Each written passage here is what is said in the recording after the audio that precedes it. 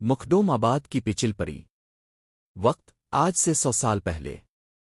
جگہ ضلع جہلم، علاقہ مخدوم آباد، پرانا قبرستان۔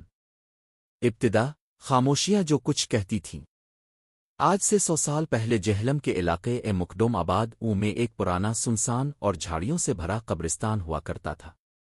دن کے وقت یہ قبرستان ویسے ہی خاموش ہوتا، لیکن جیسے ہی سورج غروب ہوتا فضا بدل جاتی۔ درختوں کے سائے لمبے ہو جاتے اور پرندے اچانک چپ ہو جاتے۔ لوگوں کا ماننا تھا کہ وہاں پچل پری رہتی ہے۔ پچل پری وہ عورت کی صورت میں نظر آتی، لیکن اس کے پاؤں الفالٹی ہوتے، اور وہ انسانوں کو دیکھ کر نہ صرف ان کی روح چوس لیتی بلکہ ان کی یادداشت بھی مٹا دیتی۔ اس کا پہلا شکار خالو فضل دین۔ فضل دین جو علاقے کا قبر کھودنے والا تھا، اکثر رات کو دیر سے گھر جاتا۔ ایک رات وہ قبر تیار کر کے جب جانے لگا تو ایک سفید لباس میں لپٹی ہوئی عورت اسے نظر آئی۔ وہ قبر پر بیٹھی تھی اور ہلکی ہلکی رونے کی آواز نکال رہی تھی۔ فضل دین نے آواز دی، بی رات کے اس پہر یہاں کیا کر رہی ہو؟ عورت نے دھیرے سے چہرہ اٹھایا۔ چہرے پر نقاب تھا مگر آنکھیں جل رہی تھیں جیسے انگارے۔ فضل دین قریب گیا اور تب اس نے اس عورت کے پاؤں دیکھے، پچھلی سمت کو مڑے ہوئے۔ خوف سے چیخ نکلی لیکن آواز حلق میں دب کر رہ گئی۔ پچل پری نے کہا، تم نے میری قبر پر بیلچہ چلایا ہے، اب تم بھی میرے ساتھ یہیں رہو گے۔ فضل دین کا وجود اگلی صبح قبر میں ملا، لیکن بغیر روکے، صرف ایک خالی جسم۔ آنے والی راتیں مخدوم آباد پر عذاب۔ اس کے بعد ہر دوسرے تیسرے دن کسی نہ کسی کا جنازہ اٹھتا۔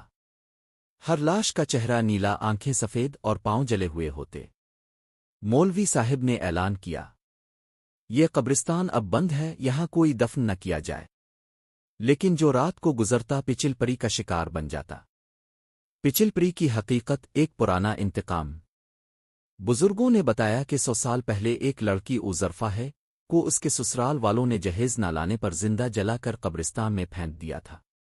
وہ لڑکی دنوں تک تڑپتی رہی مگر کوئی نہ بچا سکا۔ وہ مر گئی لیکن اس کی روح نے بد دعا دی، جس زمین پر مجھے جلایا گیا اب وہاں کوئی سکون سے نہیں سو سکے گا۔ تب سے ظرفاہ پچل پری بن چکی تھی۔ آخری مقابلہ نیم مردہ مولوی کریم بخش۔ مولوی کریم بخش نے قرآن پاک کا ختم کیا، 7 دن کے روزے رکھے اور آخری رات قبرستان گیا۔ پورے جسم پر تعویذ، ہاتھ میں سورہ یاسین کا صفحہ اور دل میں یقین۔ پچل پری ظاہر ہوئی ہوا میں اڑتی، چیختی، کالی زبان باہر اور آنکھیں جلتی آگ کی طرح۔ واپس جا مولوی، تو میرا کچھ نہیں بگاڑ سکتا۔ مولوی نے سورہ یاسین پڑھنا شروع کی۔ پچل پری تڑپنے لگی، چیخیں مارنے لگی اور زمین پر لوٹنے لگی۔ تب مولوی نے قبرستان کے بیچ وہ جگہ تلاش کی جہاں ظرفاہے کی جلی ہوئی ہڈیاں دفن تھیں۔ اس نے وہاں دوبارہ دفن کیا، کفن پہنایا اور معافی مانگی۔ پچل پری کی روح چیخ کر بولی، اب مجھے سکون ملا، مگر جو عورتوں پر ظلم کرے گا اسے میں دوبارہ لینے آؤں گی۔ اور وہ ہوا میں تحلیل ہو گئی۔ آج بھی کہتے ہیں جب بھی مخدوم آباد کے قبرستان میں کوئی عورت ظلم کا شکار ہو کر دفن کی جاتی ہے تو ہوا رک جاتی ہے، اور وہی پچل پری سفید لباس میں الٹے پاؤں لیے قبر کے پاس بیٹھ کر رو رہی ہوتی ہے۔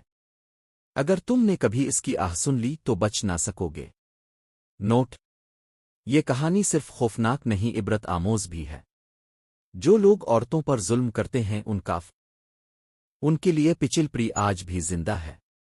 نہ کسی دین کی قید میں، نہ وقت کی، بس انصاف کی تلاش میں۔